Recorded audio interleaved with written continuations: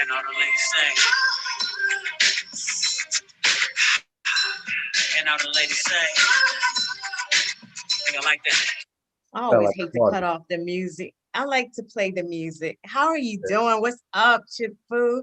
How are Welcome you? to Champagne and Conversations. Okay, okay. Oh, and you don't have a glass. Shame on you. I don't have a glass. I don't have a glass at the moment. Well, we'll make sure we get you a bottle so you can have a glass afterwards. That's nice.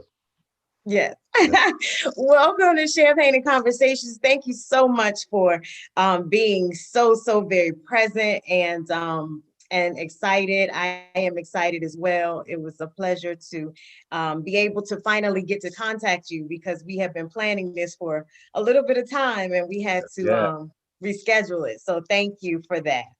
no problem. Thanks for having me. Absolutely. Listen, I need to ask when you get ready for shows, as we might call it, the pregame. What do you do? What is it like? Is there like a ritual or regimen? Is there something you do to get ready for them? Just push-ups. I do a whole bunch of push-ups and run in place. And just recite lyrics at the time. Pray. I pray to make sure that I'm guided right when I go on stage and whatever it is that I'm supposed to actually omit to the people I do. But more so than anything, it's more so jogging in place and push-ups. Okay. And what do you listen to? I listen to new music. Oh, I don't listen to any music before I go on stage. really? Now, I think that for me, I think that I need to push myself. It shouldn't be, not saying that it's a problem with listening to music. Some people get into that whole zone about listening to other music to push them, to propel them to do whatever. I Right. think that should come from me. So I just do my push-ups and pray and recite, and I just tell myself, go out there and tear it up, and it happens. It's funny that you say it because my pregame is usually music, and it just depends on the day whether I have, hip hop going or I'll do a little old school, Right. like Tina Marie or whatever. But today, Okay. oddly enough, I was in quiet. So that's very odd that you say that. And guys, he didn't tell me this before. So him saying that he was in quiet before he started, I was in quiet today. So thank you for that. No problem. No problem. That's real talk right there. Real talk. So now I tried to say that I can get into the hip hop thing. Like back in the day, I Mhm. used to think I could scratch a little bit on my little record player and I would do a little beatboxing with, with the Fat Boys. I would hit my jaw, you know, I dress up like Salt and Pepper, like Right. I thought I had it, but I'm sorry. It was nothing that I could do to get to that flow that you have. Okay. Not even if I couldn't even write the words, the lyrics that fast. And Right. I'm like, okay, you got me on this one. So I need to talk to you about that. Okay. Ask away. Any question you need to ask me Yes. about that. So I mean, obviously it's a gift. You were blessed with that gift to flow like that. And it's amazing. I will say Thank that it's thank you. Thank you. super hype. It's definitely a vibe, as we call it now. Mhm. But what got you into that? Was it like family that had that type of flow before, or was it some artist that you had heard that you were emulating? What was that? Um, First and foremost, being of family from West Indian descent, growing up in the house, it was always calypso, reggae music, and ska music. And ska music is totally different from like regular music. It's just like sped up reggae music, to be honest with you. And the syncopation of how these guys would get on these records are totally different. So I was listening to music like that from the age of 11. So me picking that up from my brother and, listening to an artist called Shinehead at the time when I saw it when I got older. And Shinehead was an artist that was able to do hip hop and reggae. So he's like one of my biggest influences. And I said to myself, I wanted to be 10 times better than him. So I just started at the age of 11 writing and, I developed that flow and that pocket. So, I thank God for that. You know what I mean? That is crazy. I mean, just the way, I mean, it's just obviously it's definitely an art. It's a gift. So kudos to you for that. Thank you. Thank you. And now, was that the only person that you idolized as it related to speed rapping? I guess is what they consider it. I Growing mean, it was him. I want to say there was a crew out of the UK because my brother's from the UK called Saxon. Saxon was a sound system from out there, and those guys was skipping on beats from like the early 80s. And I was just like, I don't know what they're doing, but it sounds dope. And if I was able to create my own style by listening to what they was doing, I figured, just introduce it out here on, hip hop beats, and it actually worked. So I got to shout out Saxon for that. Yes, so for that. So obviously the Busta Rhymes, the Hmm. Twister, Hmm. the Tech Nines, Hmm. those folks, obviously you listen to their flow as well, and you don't compare yourself to that, obviously. No. So but you do listen to it and you do vibe to it as well. Uh-huh. Buster's a good friend of mine. I went to high school with him. So Buster was always into reggae music back then. So I understand how he developed that style, basically the same way, growing up in East Flatbush. Twister, he and I are good friends, and a lot of people don't even know that. Like in his second video, when he was tongue twister, peace is the word. I was in the video with him actually. Okay. Tech Nine, I mean, we speak off and on, on Instagram or whatever. And there's another MC called Bus Driver, and a few of them that will reach out to me and shout me out for the flow and say that, they've learned or whatever from my technique. But yeah, I'm not gonna be the MC that sits there and just be like, yo, or whatever. It's dope that everybody is finding their own ways to Sure. use that count in that pocket. You know what I mean? And people aren't slow. They could tell if it's corny if a person is just using like the same word over and over. You know what I mean? But the names that you mentioned, all of them, I got to give kudos to them too because they're dope MCs. I can't take that from Absolutely. All of you all get your roses and them. Thank you. your cheers to you guys for Thank you. just such dope art. I love it and I wish I could do it, but that was one thing I couldn't figure out how to do. I was like, I've got to do this with you because I can't do that. Don't worry about it. You will not have a girl on the scene. Is there a female that raps that fast? Shauna. Shauna from DTP yeah, Shauna from DTP that was part of Ludacris camp. Okay. She's crazy with it. Shauna is crazy. I'm gonna have to look that up. Okay. That's one young lady that will give a lot of brothers a run for their money Okay. in a bad That's way. dope. In a bad way. So I gotta shout out Shauna too. She's crazy with it. Okay, good. I'm gonna have to check her out. I'm glad we've got a lady representing for it. Oh yeah. Um, now, going into your new project or your latest project, which is War Paint, um, Warpaint was a mixtape. it was Yes. Warpaint was a mixtape that came out a while ago. Um, I released it, I want to say like 3 years ago, and I was just releasing it in parts. okay. All The right. new project that I'm working on now is called Royal Blood, and I Okay. gotta say, it's an incredible piece of work. Oh, you're working on that one, so you didn't send that to me. No, no, no, no, no. Yeah, see, I wouldn't have known that one. Okay, so we'll go back to That's that. my Let bad. me get, That's my bad. yeah, see, I was gonna say, wait a No, minute. Okay, not her but we'll fault, come everybody. back That was my bad. That was my bad. no big deal. We'll come back to that one, but I do want to ask you about war paint because you do a different type of fusion with that. You kind of fuse the island vibe with the hip hop. Mhm. And as much as I am like dying after this COVID situation to get to the islands, I wanted to Oh, ask you your influences in terms of, you picked artists that were abroad. I did hear that you said you liked certain places that you had gone. So I just wanted to talk to you a bit about, the selection of the artists that you added to that particular project. I think for me, it was more so going overseas, Mhm. right? Going overseas and actually performing by myself. Being part of a group is it's normally hard for you to uh to get to a point where you say to yourself, well, dag, I got to perform by myself because you normally have two other group members with you. That's the first thing. The second thing is to actually doing music outside of what you're known to do, which is reggae music, and then to actually see it happening overseas. Like I'm with the Fushnikins, we're touring, and we're touring stadiums, and there's 10,000 people there.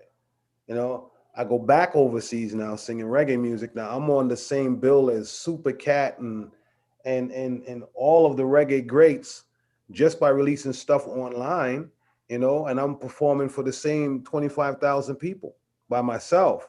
So I said to myself, I need to you know, look for certain artists that actually want to broaden their horizons also.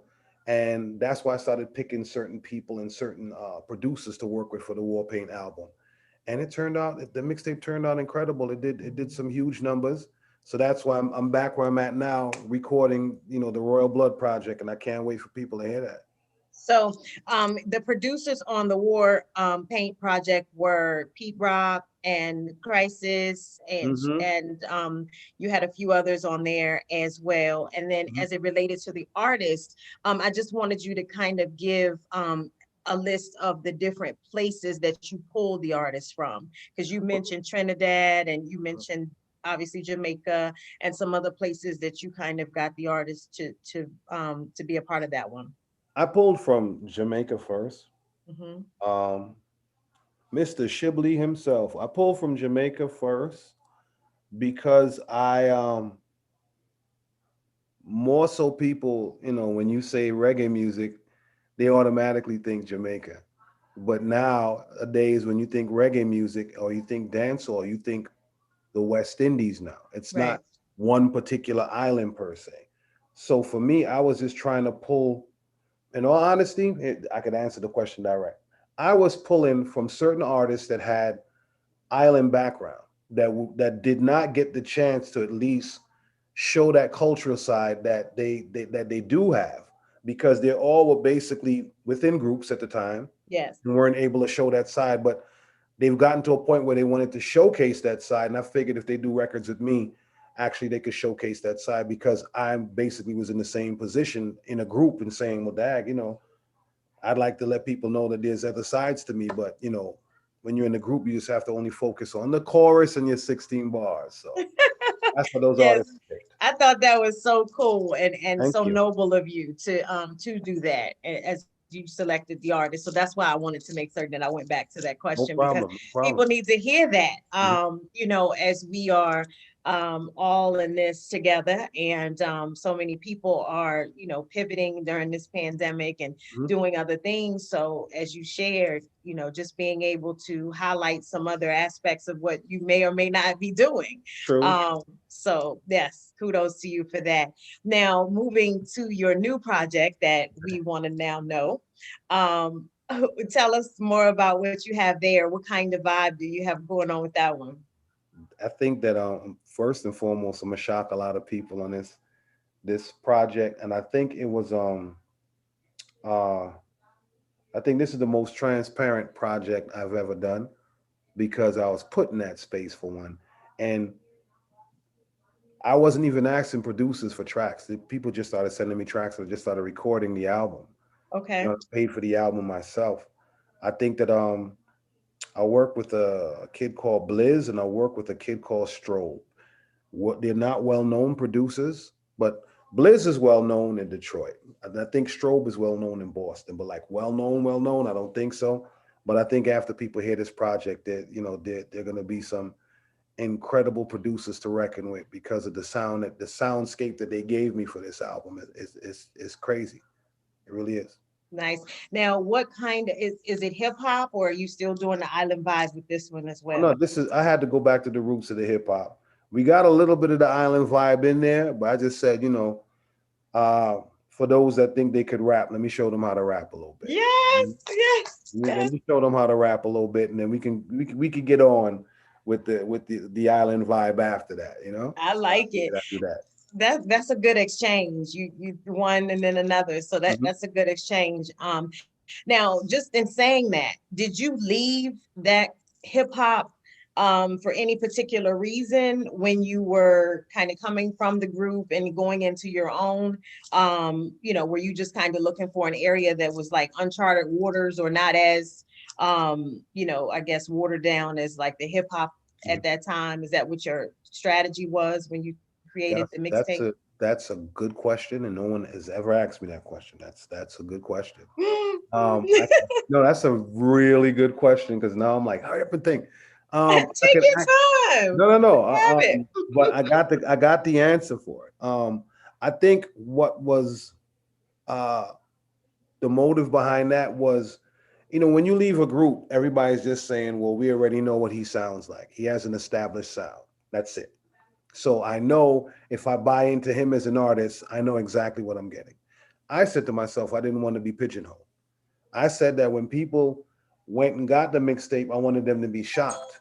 And at the end of the day, everybody that got the mixtape was super shocked because it wasn't what they expected. Right. They were expecting, raps per se. And then, with all the collaborations that I had and the singing and the reggae, and everybody was like, well, we didn't even know that you can do stuff like this. We're waiting on the other project. So then I said, let me put that on pause and just take my time this time. Yeah. Good So question, though. Good question. thank you. But you also stated that well, in one of the lyrics that I could follow, Mhm. you said they asked, "Are you going to sing or are you going to rap?" Is that Mhm. what you were referring to? Yes, ma'am. Okay. Because a lot of people was like, all right, we heard the record from Pete Rock where you're actually singing on it with Renee from Jeanne. That's a Yes. good So record. nice. Yes, Yes. thank you. And then people heard the straight up record called Love Me Sensi by myself. Then it was like, so what are you actually going to do? And it was like, well, we need to know the type of product that you're about to put out. I said, well, if you guys are into what I'm doing, just come on this journey with me. You know what I'm saying? This has nothing to do with any Fushnikin sound or anything like that. I want you guys to know that I'm growing. And these are the things that I was capable of doing, but I wasn't able to do them when I was in a group. So, people just actually got involved, downloaded the project, and here I am. Here you are. Well, here you are. What about your alter ego? Jungle Rock Jr. He cool. He that alter ego. He got to sit on ice for right now. He got to sit on ice for right now. What is he doing? He's chilling right now. He got to sit on ice right now. He's doing some studies because to release a project under that moniker too. Yeah, I have to make sure that where I left off, it's 10 times better where I left off. And because of the response to where I left off, it's kind of hard. You know what I mean? It's kind of hard to come with, Raise the bar. right, to raise the bar on some reggae records like that. But we found some pockets that people aren't touching. So we're about to do some stuff in a minute. So just so that everyone knows, Chip Fu, whom we are speaking with now, has an alter ego, and that alter ego is Jungle Rock Jr. Yep. So we want to know about him, though, just what you um, brought into that particular ego character. What are you thinking when you're on stage performing as Jungle Rock Jr.? I'm actually representing for my culture, the West Indian culture. And Okay. I think more so people, I'm a totally different person because Jungle Rock Jr. is performing with a band, background singers, along with a DJ, but it's more so dub style than anything else. And it's Mm. not what people it's not what people expect to see at shows from me.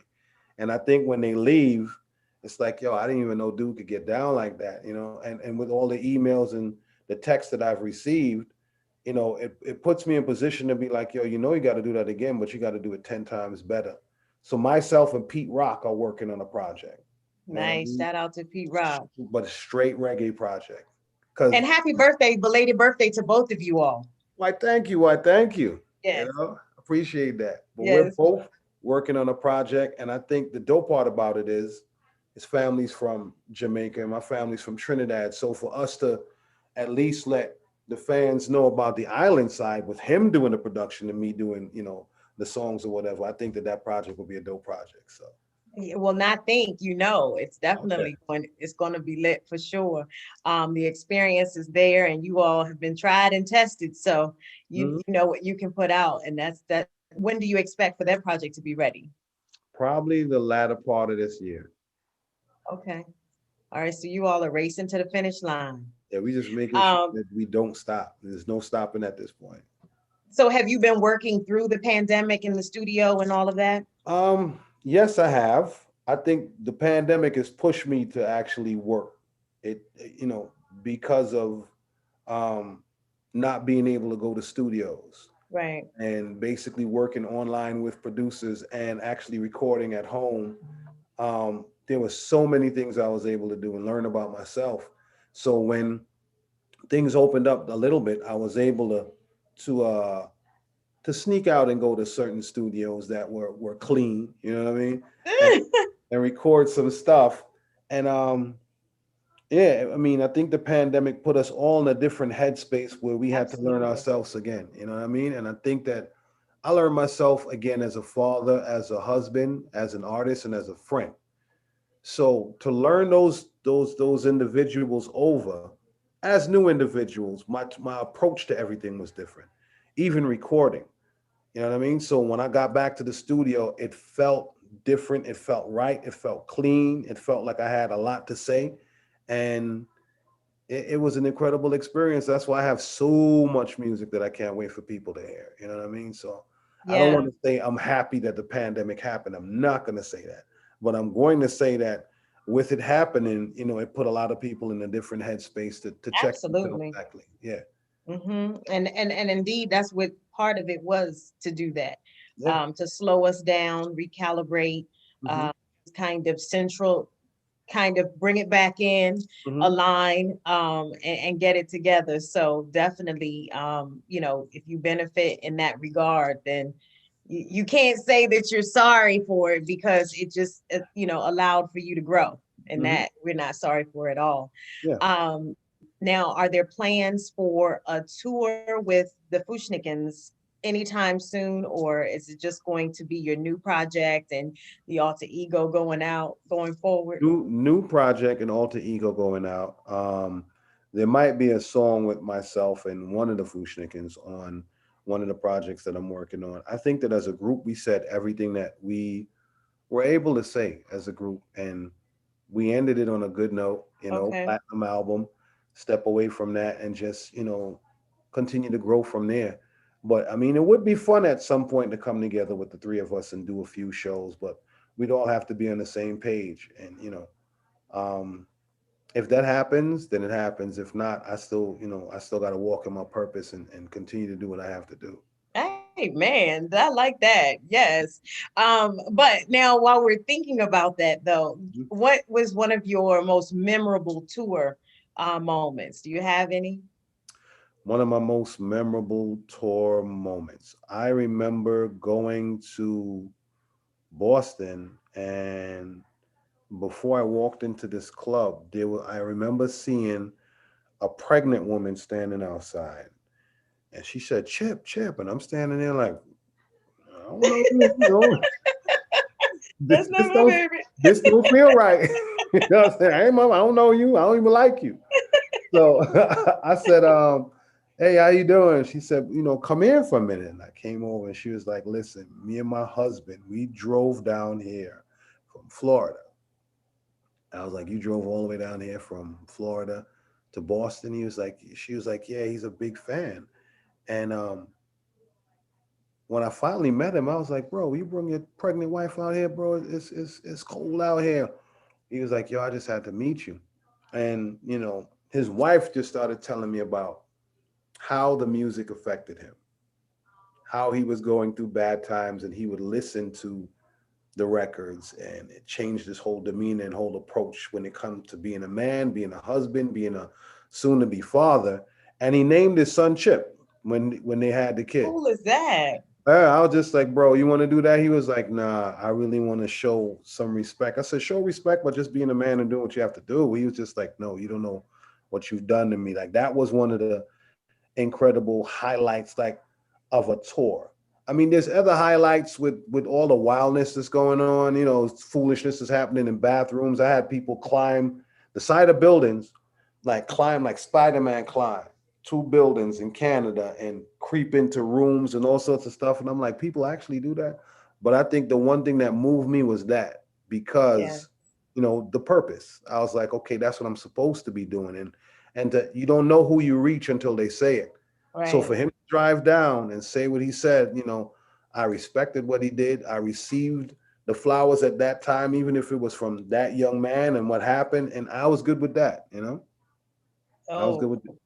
yeah, that's a great feeling. You probably really, um, you really performed, I was Oh gonna yeah, yeah, say, yeah, yeah, that yeah. night That after was that. Yes. that was some good energy right there. I was like, all right, I got You this didn't guy need a who pregame push up yeah, at no, that point. I could be honest with you, I didn't do any. I think that was enough for me. I was like, dang, this kid gonna have a kid and name the kid after me. All right, is it my time? Let's go, let's go.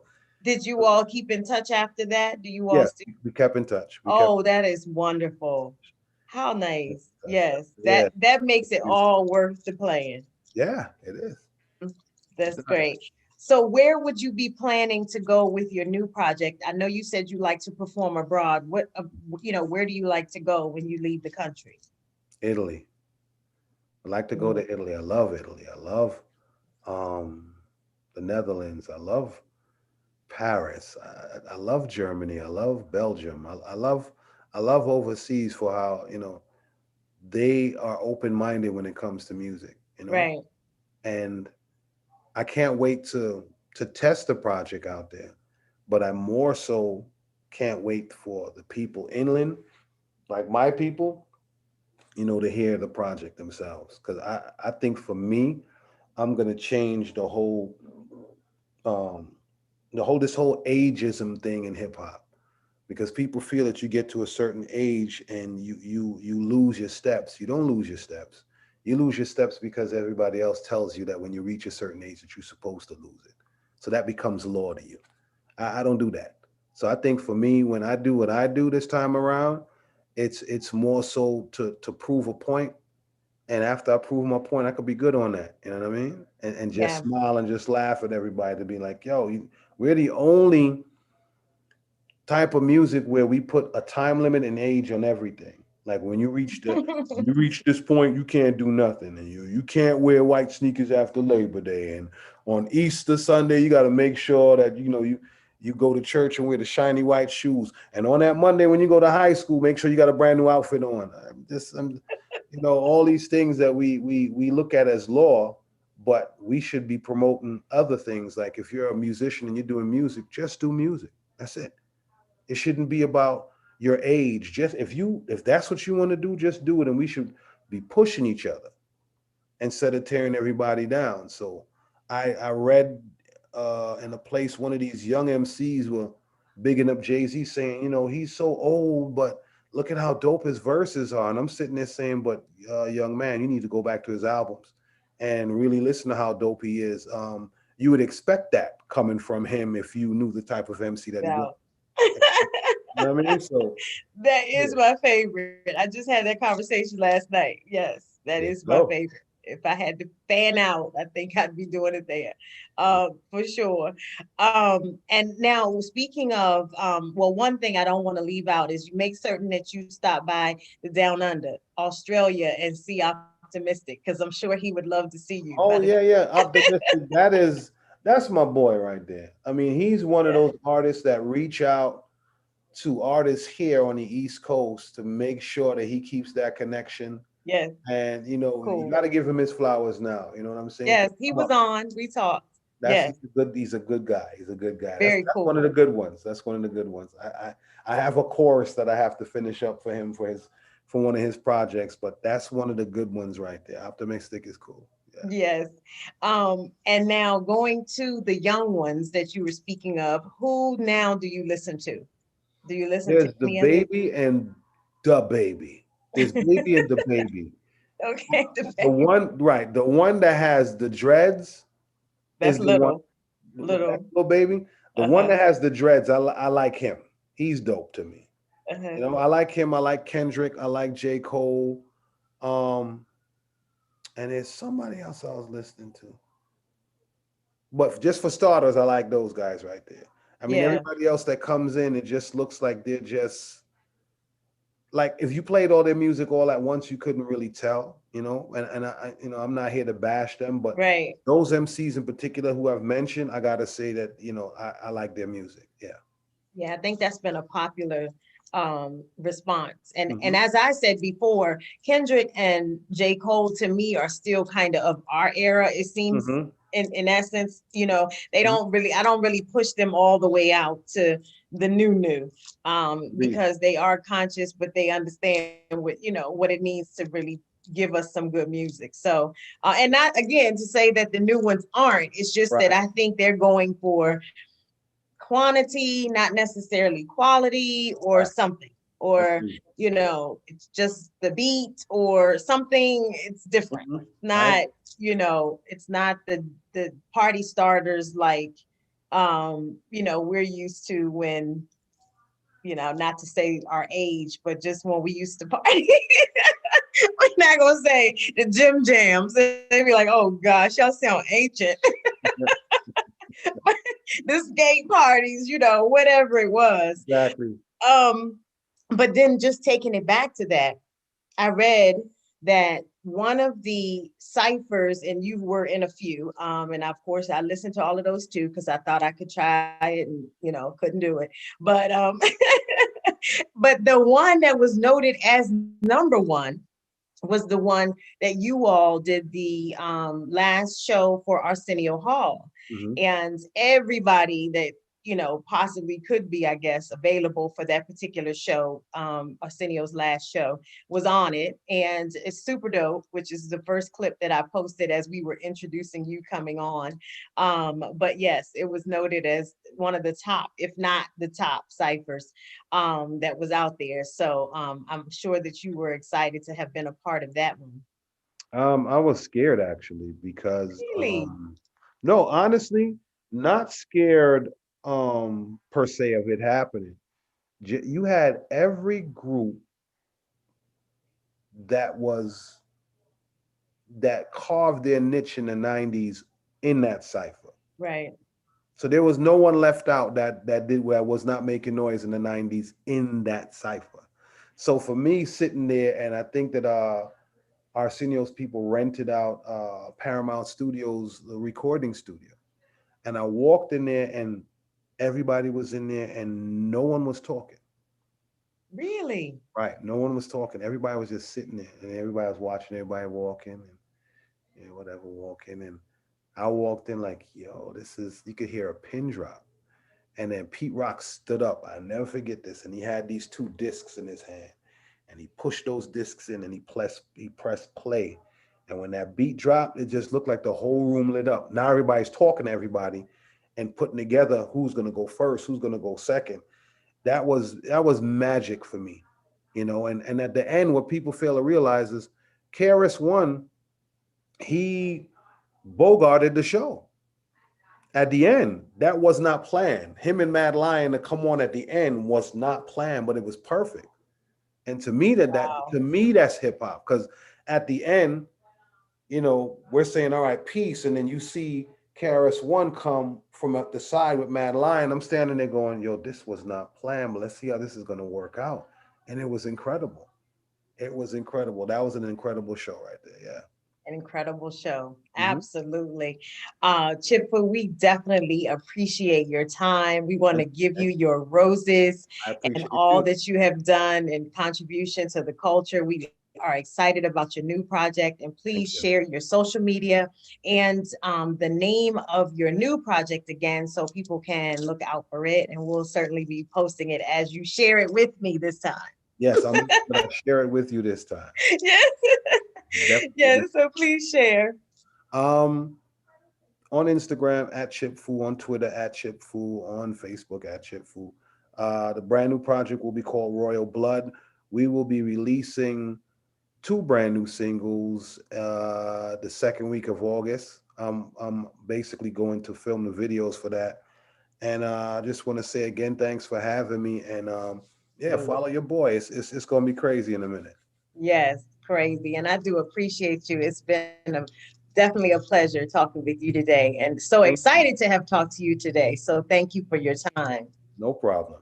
Okay. Ladies and gentlemen, Chip Fu, Champagne and Conversations. Thank you. All right. Take care.